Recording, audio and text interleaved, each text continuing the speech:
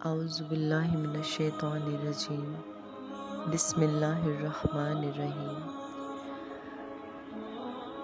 حضرت عائشہ فرماتی ہیں کہ ایک بار رسول اللہ صلی اللہ علیہ وسلم ان کے پاس آئے۔ اس وقت ایک عورت میرے پاس بیٹھی تھی۔ آپ صلی اللہ علیہ وسلم نے دریافت کیا، یہ کون ہے؟ میں نے عرض کیا، فلاں عورت، اور اس کی نماز کی اشتیاق اور پابندی کا ذکر کیا۔ آپ صلی اللہ علیہ وسلم نے فرمایا، ٹھہر جاؤ، سن لو کہ تم پر اتنا ہی عمل واجب ہے جتنے عمل کی تمہارے اندر طاقت ہے۔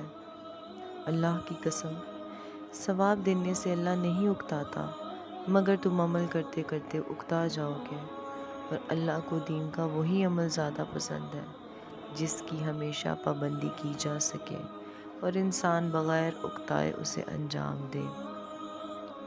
صحیح بخاری، حدیث نمبر 43۔ اس حدیث مبارکہ کے دو پہلو سامنے آتے ہیں۔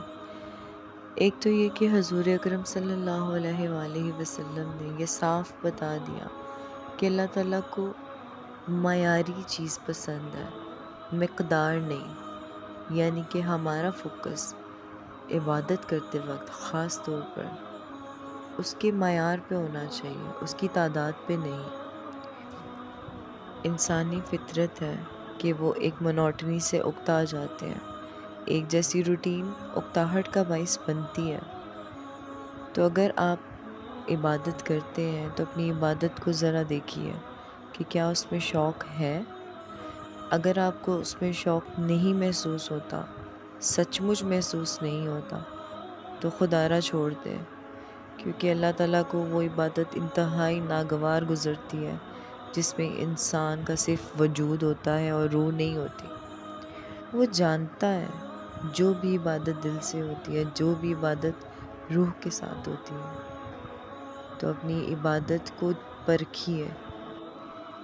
آخر میں بس یہی کہنا چاہوں گی کہ یقین کیجئے، جب آپ عبادت کے لیے کھڑے ہوتے ہیں تو ہمارا رب پوری طرح سے متوجہ ہو جاتا ہے۔ آپ خود سوچئے، کیا ہی بری بات ہے کہ وہ تو متوجہ ہو اور ہم بے نیاز بن جائیں۔ ایسا نہیں کرنا۔ اگر ہم اپنی بھاگتی دوڑتی زندگی سے کوئی وقت نکال ہی لیتے ہیں کہ ہم کسی طرح مینیج کر لیں مصلی پہ کھڑا ہونا، تو کیوں پوری طرح کھڑا نہ ہو جائے؟ کیوں ہم تھوڑی دیر کے لیے اپنے دماغ کو بالکل دنیاوی زندگی سے کٹ کیوں نہیں کر سکتے؟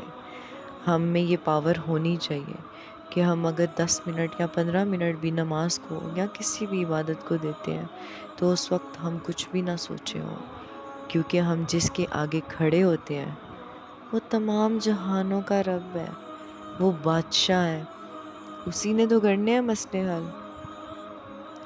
تو کیوں نہ پوری طرح سے اس کی عبادت کی جائے۔ سوچئے گا۔ جزاک اللہ خیرا۔